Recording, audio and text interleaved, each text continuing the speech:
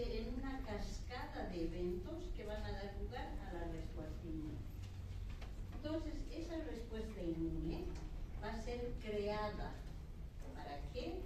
Para combatir a la infección o al agente patógeno, ustedes prefieren. Entonces, ¿cómo vamos a hacer que el sistema inmune reconozca lo propio, lo nuestro, de lo extraño? Lo extraño es lo que viene del patógeno. Entonces, ¿qué vamos a tener? Macromoléculas únicas. Esas macromoléculas únicas están en nuestras células y van a permitir reconocer las células propias. Y es así que cuando hay un trasplante de órgano, hablamos de histocompatibilidad, ¿no ven? Decimos, si es histocompatible este órgano con el de esta otra persona, se le puede hacer el trasplante, no va a ser rechazado porque no va a ser reconocido como extraño, va a ser reconocido como propio, porque tiene compatibilidad. Pero cuando una macromolécula extraña está sobre la membrana de un patógeno, cuando este ingresa a nuestro organismo, el hospedero lo va a reconocer como extraño. Entonces, si es algo extraño, va a comenzar a estimular una respuesta del sistema inmune. ¿Por qué? Porque tiene que destruir a ese patógeno. ¿Y cuáles son los patógenos? Vamos a denominar antígeno. Antígeno es cualquier proteína viral, bacteria, parásito, hongo, que va a tener una secuencia de aminoácidos que va a ser reconocida. ¿Sí? Entonces, esos blancos exógenos están viniendo de afuera, de cualquier microbio, o de un alergeno también cuando llega el verano y las plantas con las flores empiezan a emitir el polen. Entonces, eso también nos causa una alergia, ¿no es cierto? Y es porque el organismo está reconociendo como extraño. También las personas que trabajan con plomo, con sílice, con asbesto, van inhalando esas partículas y en el pulmón ya se detecta como materia extraña. Entonces hay un afán de destruir a esa materia extraña y en el afán de destrucción se destruye, ¿sí? La célula como tal, el órgano como tal. Y otros que son los blancos endógenos, que se refiere más a las células cancerígenas. Entonces, ¿cómo es que se da este reconocimiento entre lo propio y lo extraño? Existen moléculas que se llaman receptores que reconocen patrones o secuencias. Entonces, esa detección de secuencia está en el hospedero y se llaman receptores TOR. Van a ver TOR-like receptor, van a ver receptores de lectina tipo C, receptores de un RNA viral catenario, y esos receptores participan en el reconocimiento de estructuras. Esas estructuras son moléculas que están muy bien conservadas y presentes en los microorganismos. Y en los microorganismos se llaman patrones moleculares asociados a patógenos. Entonces ya estamos hablando del microorganismo extraño y estamos hablando de los receptores del hospedero que van a reconocer lo extraño. Y esos receptores obviamente son indispensables para la sobrevivencia de los microorganismos, de los patógenos. Y eso va a permitir hacer una diferencia entre lo propio y lo extraño. Entonces ahí tenemos una célula TOR-like receptor.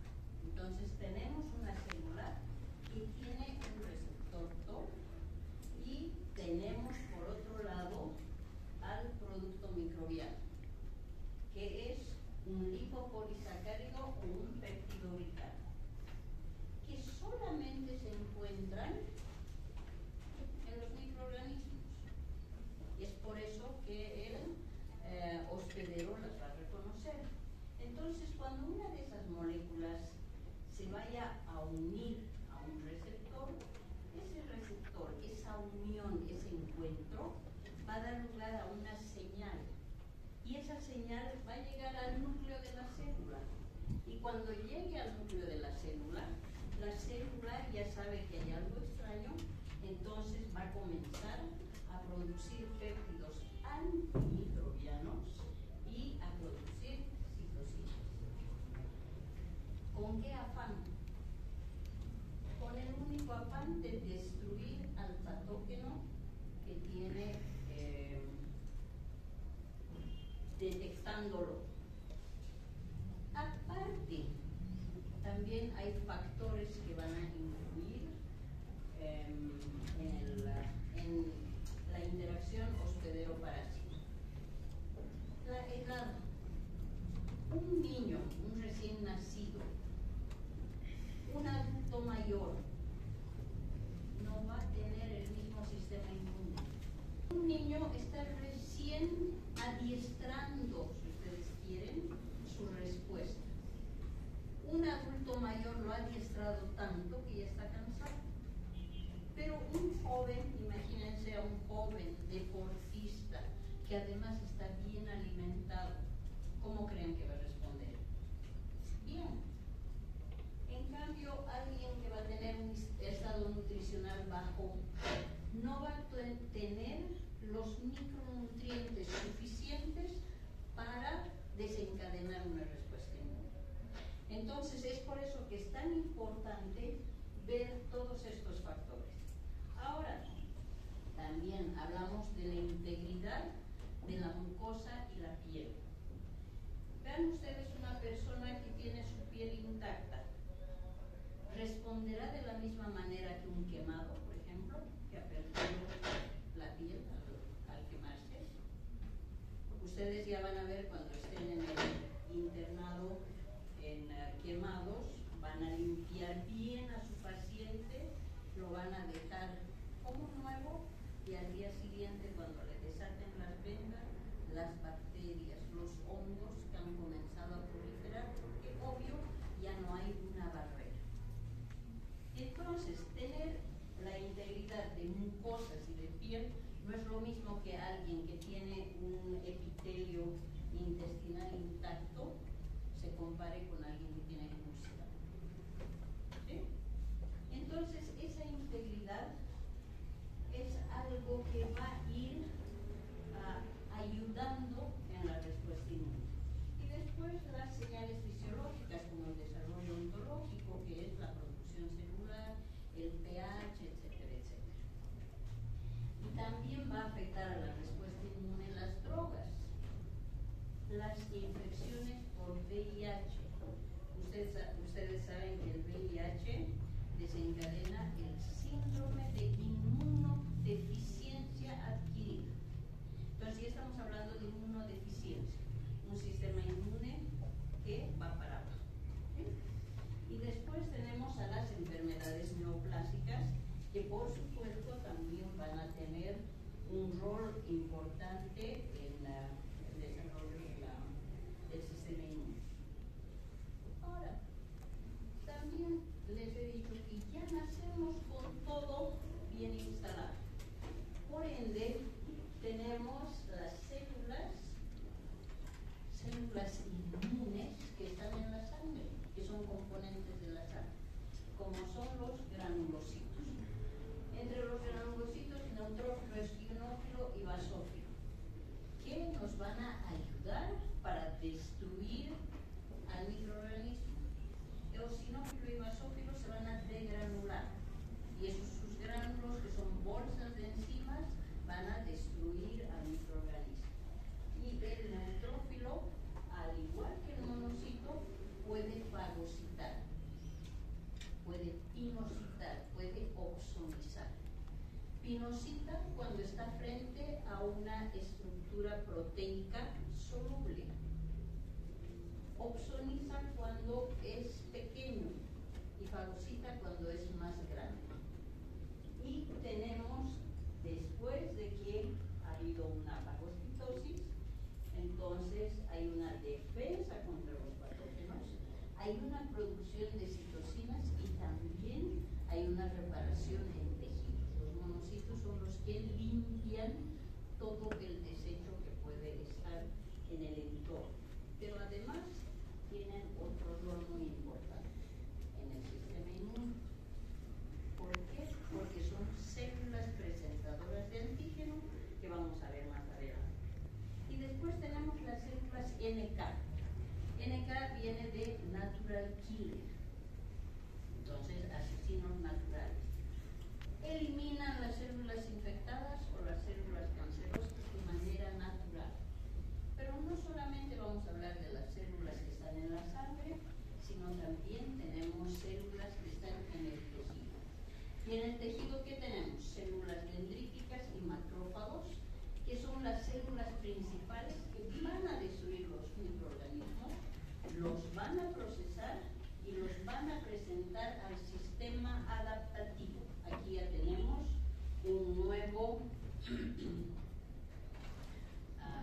una nueva palabra, sistema adaptativo.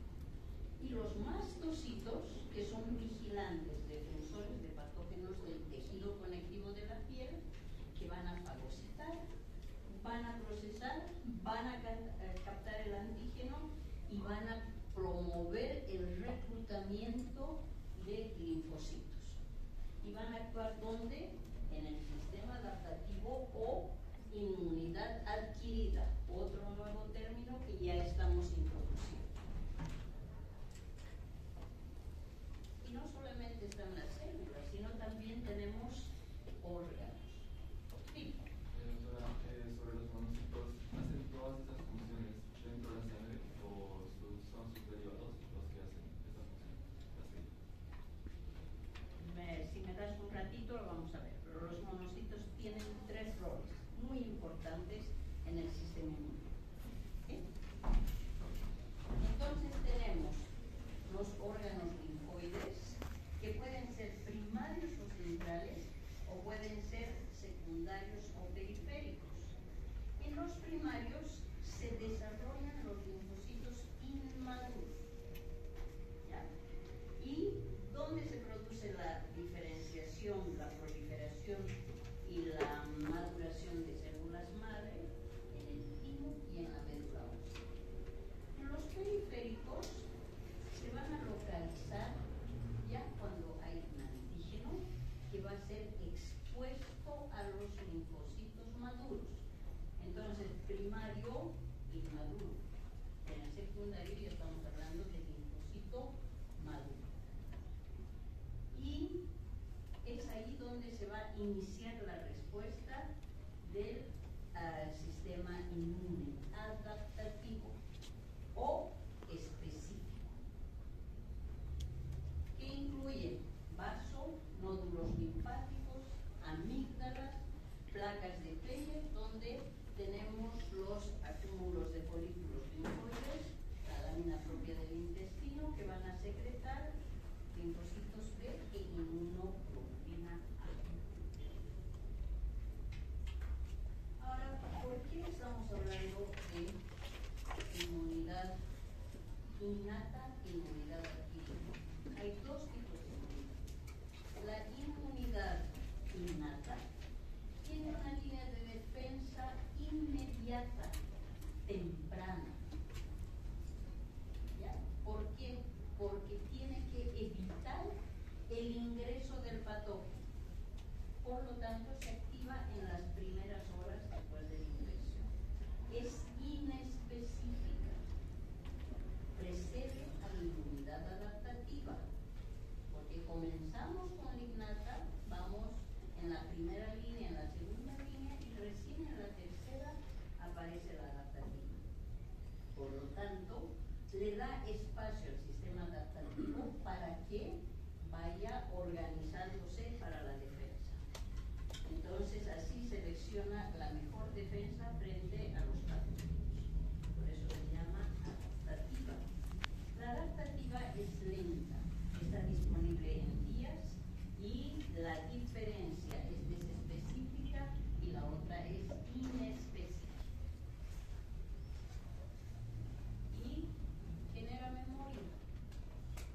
Entonces recuerden que cuando nos vacunan, después tenemos la memoria y nos ponen una segunda dosis que se llama de refuerzo. Y esa segunda dosis es ¿para qué? Para que esas células que ya tenían memoria se refuercen y que la memoria quede mejor instalada.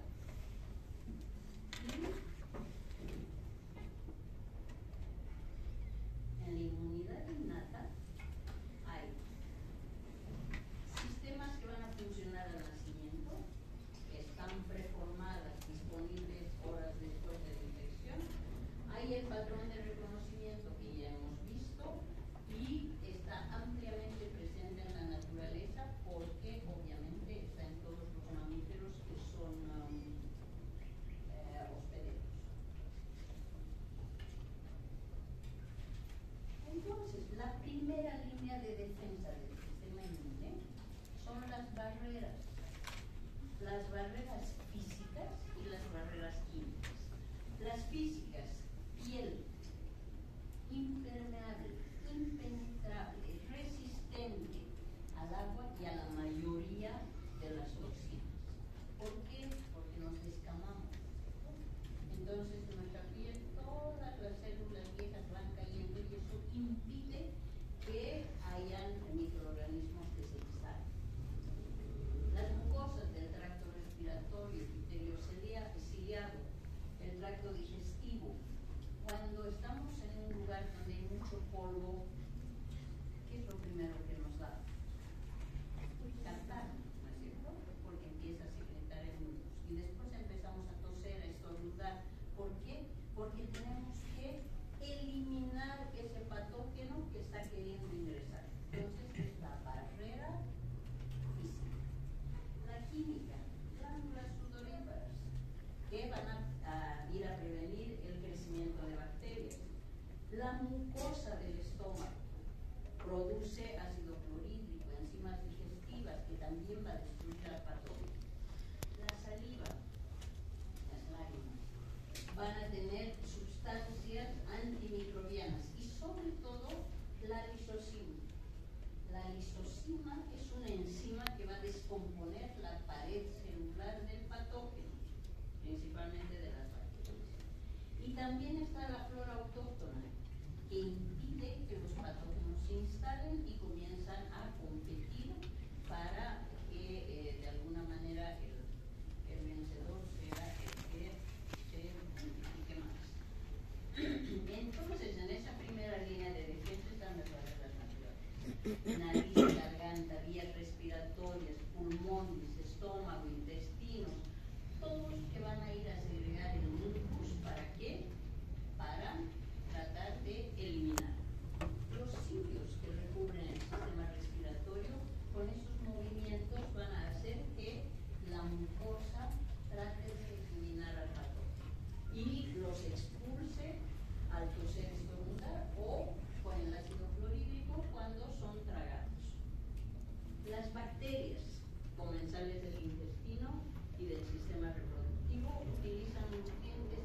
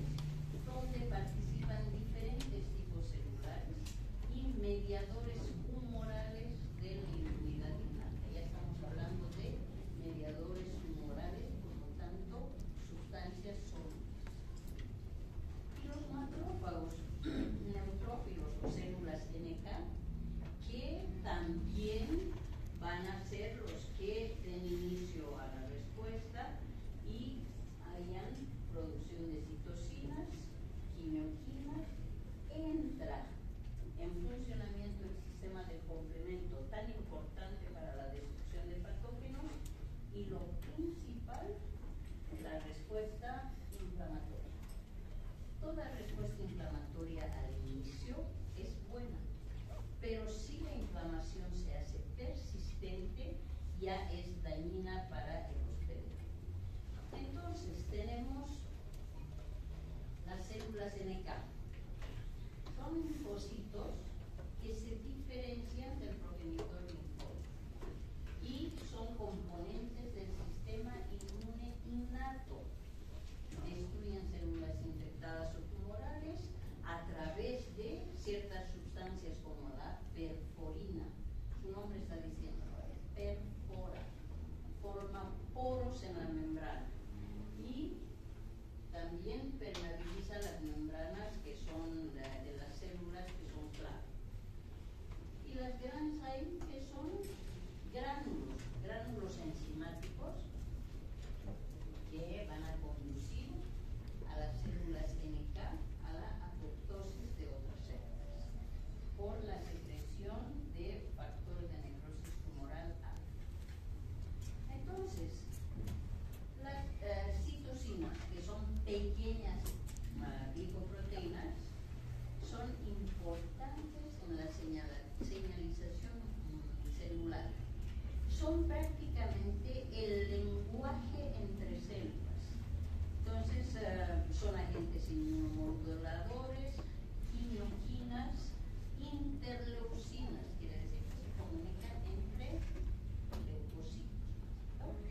Después secretan interferón, siempre por células infectadas, y eso activa otras células para producir interferón gamma, que va a dar lugar a la interferencia de la replicación viral.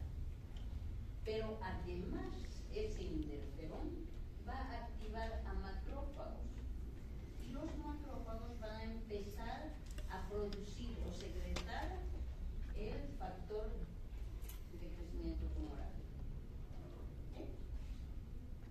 Y van a modular el equilibrio entre la respuesta inmune tumoral y la respuesta inmune celular a través de receptores. Siempre esa comunicación es a través de receptores. Y hemos visto que un receptor se une a su anti para dar una señal al núcleo. Y la señal al núcleo de la célula le dice, ¿no? Hay un patógeno, hay que actuar, hay que destruirlo, entonces activa produciendo tal o cual citocina. Y también tenemos la molécula de complemento, que hemos dicho que es sumamente importante. ¿Por qué? Porque el complemento es un grupo de macromoléculas que tienen más de 20 proteínas plasmáticas, son diferentes y se llama sistema de complemento. ¿Por qué? Porque va a complementar la destrucción de los patógenos por los anticuerpos. Es el mayor componente humoral de la respuesta inmune innata, y también el complemento va a actuar en la opsonización y en la quimiotaxis. Entonces, aquí tenemos el sistema de complemento. Pero ya vamos a hablar de un ataque a la membrana por patógenos, ¿no? A la membrana del patógeno. ¿Por qué? Porque ya hemos dicho en lo anterior, hay una respuesta humoral. Y el producto de la respuesta humoral son los anticuerpos. Entonces, cuando esta es la membrana de un patógeno, ¿no? Este es el antígeno, el anticuerpo lo reconoce. Cuando el inmunocomplejo está formado, tienen las moléculas del complemento. Todo este moradito que tiene las proteínas que van a dar lugar al ataque. ¿Y cómo va a ser el ataque? Van a atacar a la membrana del patógeno poco a poco, ¿sí? Formando un poro. Y el poro de la membrana, que va a causar la destrucción de la membrana, la destrucción del parásito. Imagínense un globo al cual lo pinchan. ¿Sirve el globo después? Para nada, ¿no? Porque ya está pinchado, está perforado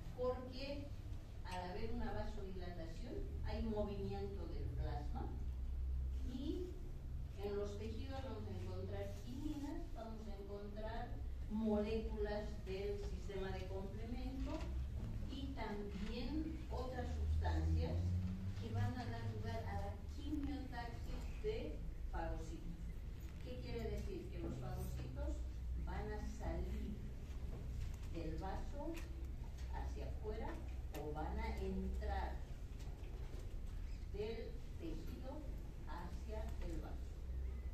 Entonces, ¿para qué? Para que haya un reclutamiento suficiente de células.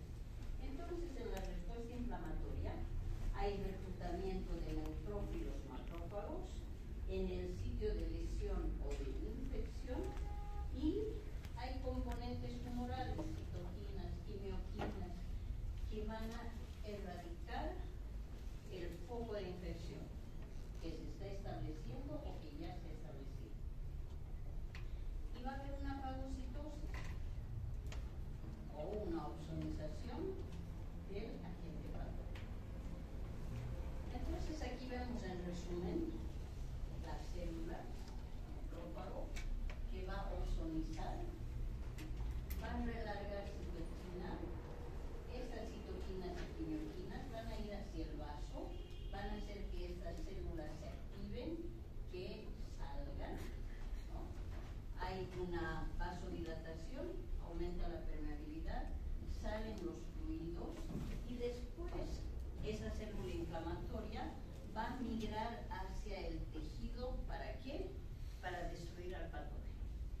Entonces ahí ya va a haber un dolor. Y obviamente con la vasodilatación también vamos a tener el calor, el rubor, que son típicos de la inflamación o la hinchazón. Entonces los macrófagos y las células endoteliales liberan el óxido nítrico y otros que son mediadores inflamatorios para provocar la vasodilatación. Aumenta la permeabilidad de los vasos sanguíneos, permite el movimiento de plasma y también movimiento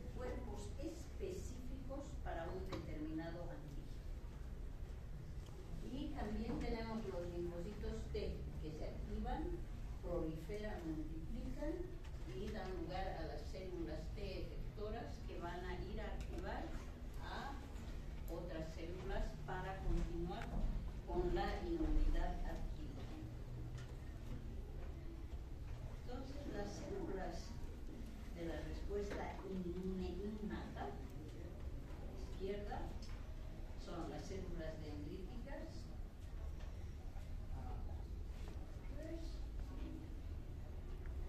Las células dendríticas y las que derivan de los progenitores mieloides, macrófago, monociclo, basófilo, células de inmunidad innata. Y al otro lado del progenitor linfoide tenemos las NK, las dendríticas y todos los linfocitos. Linfocitos T, linfocitos B. Los linfocitos T se van a dividir en T CD4, helper, o T CD8 citotóxicos. Y los linfocitos B en memoria y plasmocitos. Por lo tanto, tenemos la inmunidad innata no específica, a la cual se va a solapar la adaptativa específica para un determinado antígeno. Entonces, la inmunidad adaptativa, la inmunidad adquirida, surge a lo largo de nuestra vida con todos los microorganismos que se pueden encontrar fortuitamente con nosotros.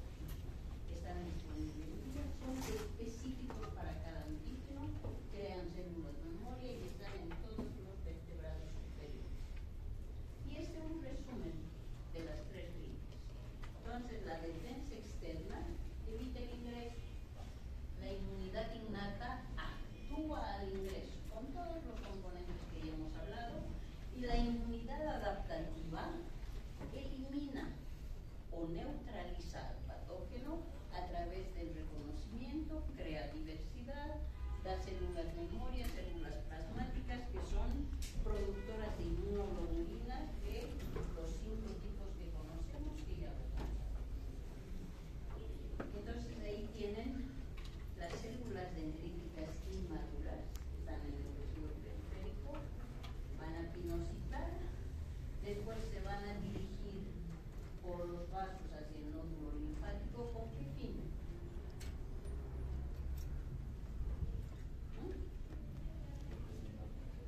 Madurar, presentar el antígeno, ¿cierto? Y después las células dendríticas van a madurar, van a activar las células T, que son precursoras, pero que después van a madurar y se van a convertir en células activadas.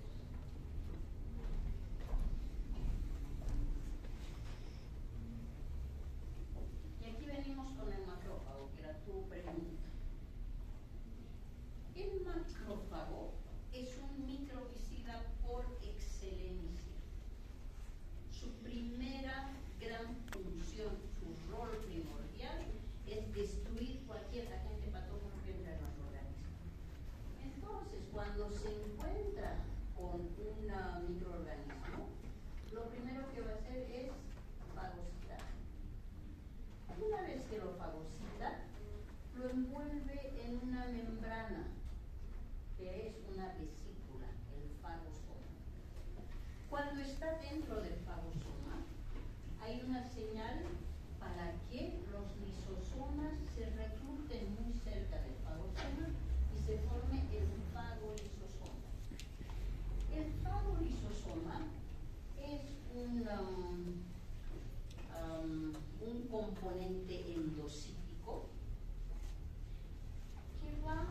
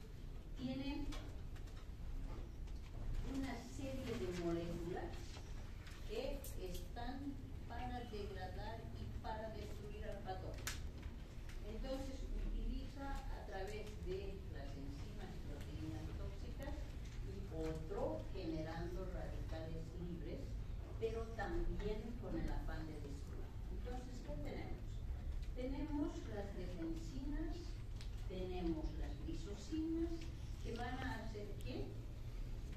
Van a actuar en el fagolisosoma para la destrucción del microorganismo.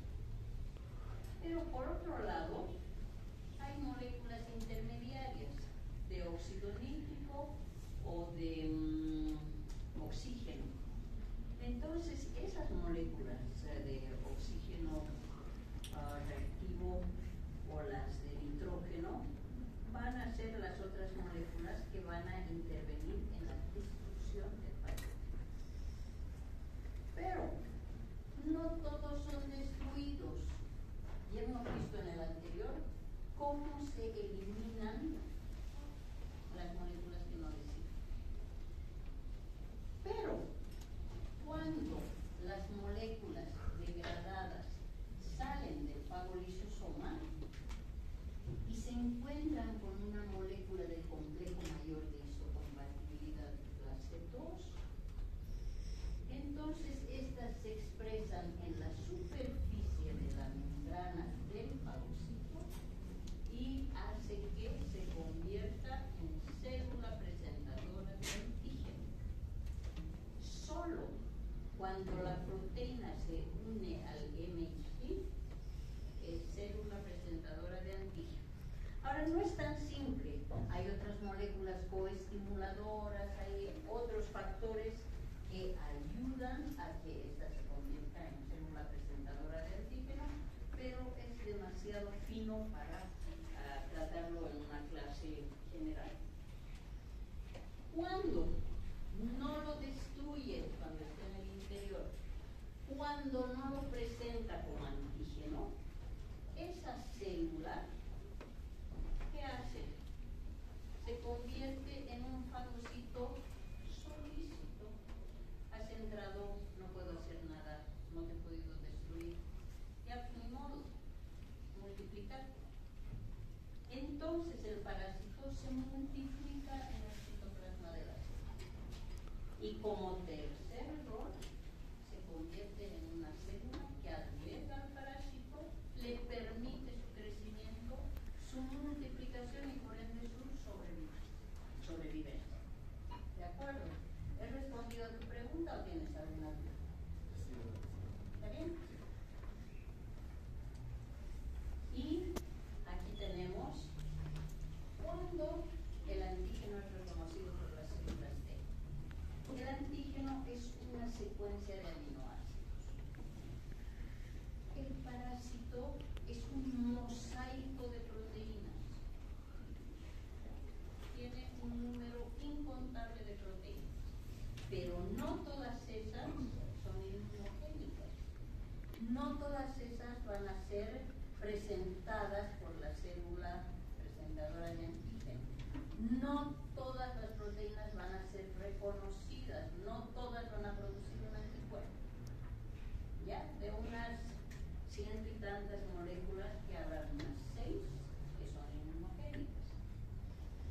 Entonces, esa secuencia de aminoácidos es corta, contigua y tienen que ser procesados, tienen que ser degradados, desdoblados. Entonces, esta molécula de aminoácidos tiene que internalizarse en la célula, sufrir una degradación, un desdoblamiento, para que los reconozca el MHC. Y cuando los reconoce el MHC, ¿qué tenemos? Una célula presentadora de antígeno. Y el MHC, les había dicho anteriormente, que ha sido identificado en trasplantes para que no haya el rechazo hacia un órgano. Entonces, solo cuando ese fragmento de proteínas y el MHC están juntos con otros componentes más, recién podemos hablar de una célula presentadora de antígeno. Entonces, ¿cuándo se presenta el antígeno? Cuando está unido a la molécula de MHC. Hay dos clases, el MHC de clase 1, que reconoce péptidos endógenos, virus codificados o producidos por microorganismos que se replican intracelularmente o también para antígenos celulares, tumorales. Y el MHC de clase 2, que presenta péptidos exógenos, que es el caso del parásito. Entonces son captados a través de la fagocitosis, hay degradación en el fagolisosoma y después ya se une al MHC y es reconocido por el linfocito T citotóxico en el caso del 1 y en el caso del MHC de clase 2 por un linfocito T. El MHC se encuentra en todas las células nucleares. El de clase 1 presenta antígeno a células T citotóxicas, como hemos visto anteriormente, y el de clase 2 a las células T helper o ayudadoras también. Y los linfocitos son antígenos específicos, proveen especificidad y diversidad al sistema inmune. ¿Por qué? Porque hay la teoría de selección clonal. Ya les he dicho que cuando hay activación hay proliferación. Entonces, esa es una selección clonal. Y tenemos dos tipos de linfocitos, los linfocitos B, los linfocitos T. Los T citotóxicos CD8, helper CD4. Entonces ahí tienen la célula B con sus receptores, ¿no? O con los anticuerpos que ha producido, las células T citotóxicas que tienen un componente, un receptor CD8, y las células helper que también son conocidas como CD4 por el trastorno. ¿De acuerdo? Entonces, ambos tipos de linfocitos están circulando a través de la sangre y la linfa, se concentran en vasos, nódulos linfáticos y otros tejidos linfáticos. Entonces, hemos hablado de selección clonal. Cuando el linfocito B se une al antígeno, estimula la reproducción de células B, como vemos al medio, acá. Hay una proliferación y después esas células se parten en dos. Unas van a dar lugar a las células memoria y otra parte a las células plasmáticas o células productoras de inmunoglobulina. Inmunoglobulina igual anticuerpo. Antígeno, proteína parasitaria. Anticuerpo, inmunoglobulina específico contra el antígeno. Ahora, en nuestro sistema todas las células tienen función. Células epiteliales, barrera física química, comunican entre ellas. Fagocitos ingieren, matan y digieren al microorganismo. Las células NK lisan células infectadas o células tumorales. Los linfocitos B son plasmocitos, productores de anticuerpo. Los linfocitos T, helperocitos tóxicos, fortalecen el sistema inmune, mejoran la función celular, regulan la respuesta inmune. Y las NK y los citotóxicos lisan específicamente células infectadas o células tumorales. Ahora, cuando vemos frente a un microorganismo, tenemos la misma historia, ¿no? El linfocito T, que cuando se encuentra con una célula dendrítica o un macrófago o un linfocito B que ya ha procesado el antígeno, entonces va a expresar el fragmento antigénico, esa partecita roja, y en la partecita café, la roja unida al MHC. Por lo tanto, ya es una célula presentadora de antígeno. Cuando hay esa presentación de antígeno, también hay maduración de células T y hay activación del receptor de linfocito para la secreción de citoquinas. Esas citoquinas pueden activar a otras células e inducirlas a que se diferencien en citotóxicos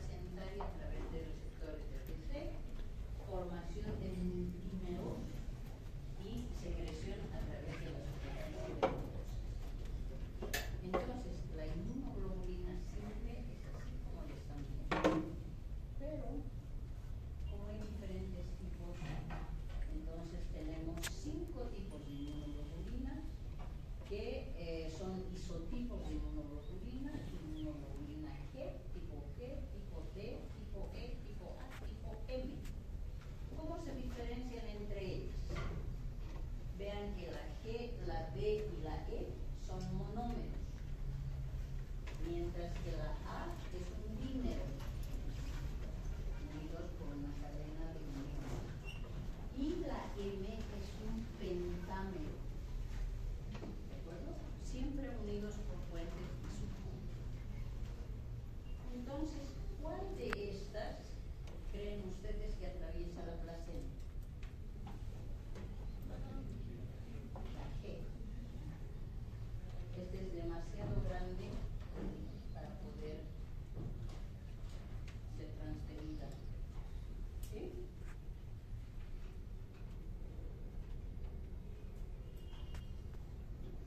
Entonces ahí está la descripción de cada uno de ellos. Las IgG son las más abundantes, 80% en la sangre, atraviesan la placenta, confieren inmunidad pasiva al feto y al niño en los primeros 6 meses de vida, hasta 8. ¿Eso qué quiere decir? Que si un niño nace con infección congénita por Trypanosoma cruzi y ustedes como médicos dicen, vamos a ver si realmente es congénita por T. cruzi. Laboratorio, por favor, dosifique las IgG en el recién nacido. ¿Estamos haciendo bien? No. ¿Por qué vamos a dosificar la inmunidad de la madre que ha transferido las IgG a través de la placenta? ¿Sí? El niño hasta los 8 meses no tiene capacidad de formar sus propias inmunoglobulinas, por lo tanto, error. Y activan el sistema de complemento. Y el pentámero, que son IgM, es el primer anticuerpo que aparece en una infección. Seguimos con el ejemplo de T. cruzi o toxoplasma, si quieren. Entonces, ¿qué vamos a hacer? Si estamos sospechando de que esa madre tiene una prima infección por toxoplasma, ¿qué le vamos a pedir? ¿IgG o IgM? IgM. Yo pediría las dos. Si hay IgM, ya me está diciendo prima infección. Y si hay IgG, quiere decir que la respuesta ya es de nacimiento. Y después las otras, las IgD, que no tienen una función muy definida, las IgE, que se encuentran inicialmente en el epitelio respiratorio intestinal, se unen con el antígeno, producen secreción de mediadores de inflamación y alergia, y las IgA, que van a estar en fluidos gastrointestinales, pulmonares, secreciones nasales, saliva, lágrimas, leche, no activan el sistema de complemento. Y a pesar de ser monómeros, tampoco atraviesan a pesar de, como es dímero, no podría atravesar la placenta. Solo el monómero IgG atravesar. ¿De acuerdo? No se van a olvidar. Y en la interacción antígeno-anticuerpo, antígeno es cualquier agente capaz de desencadenar una respuesta inmune.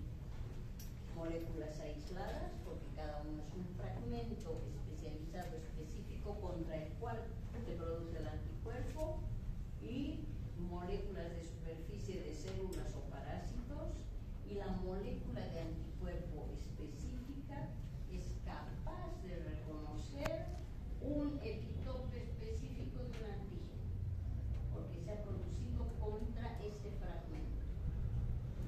Y obviamente el anticuerpo se va a unir al antígeno y vamos a tener esos sitios de unión. Pueden ser diferentes antígenos, antígeno A, antígeno B, antígeno C. Y en un ELISA, cuando se hace la reacción, tenemos el antígeno y se unen los diferentes anticuerpos y son dosificados en cantidad. Pero cuando hacemos una gel de electroforesis de proteínas, vean, el parásito está lisado y tiene proteínas solubles. Todas estas rayitas que ustedes ven son proteínas solubles, son antígenos parasitarios. Este es un modelo de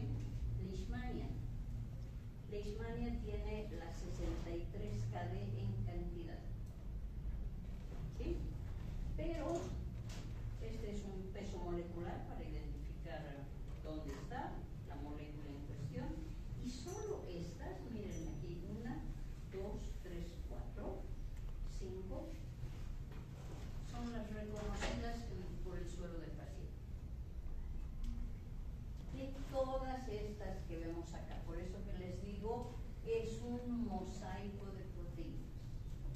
Esa es una tinción con nitrato de plata y este es con azufre de cumarcio. Ahora,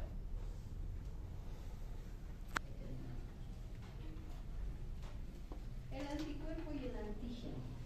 ¿Qué pasa cuando se encuentran antígeno y anticuerpo? Dependiendo del tipo de antígeno y el tipo de anticuerpo que se van a encontrar, puede haber un reconocimiento para neutralizar. Reconoce, lo neutraliza y ahí queda. O si es un pentámero, miren cómo puede aglutinar a más de uno porque tiene 5 brazos, ¿no es cierto? Y también cuando el antígeno es soluble, pueden haber varios sitios de unión. Entonces, en ese caso, hay una precipitación. Y cuando hay fijación de complemento, porque se reconoce el antígeno y el anticuerpo, se forman poros y hemos visto que conduce a la lisis celular. Mientras que la precipitación, la aglutinación y la neutralización van a promover ¿a qué? A la fagocitación del inmunocomplejo. Entonces fagocita, lo degrada, puede destruirlo como tal, como puede activarse y tener una respuesta inmune, pero una presentación de célula presentadora de antígeno es menos probable porque ya está unida al anticuerpo. Es fácilmente fagocitable. Entonces, el parasitismo es un fenómeno biológico interdependiente, dinámico entre dos organismos, el parásito y el hospedero, interacción hospedero-parásito.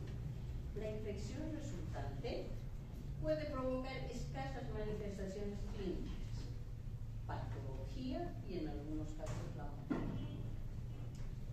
Pero al microorganismo, al patógeno, al parásito, no le interesa matarnos, porque nos mata, se muere con nosotros, ¿no es cierto? Le interesa sobrevivir. Entonces, ¿qué pasa?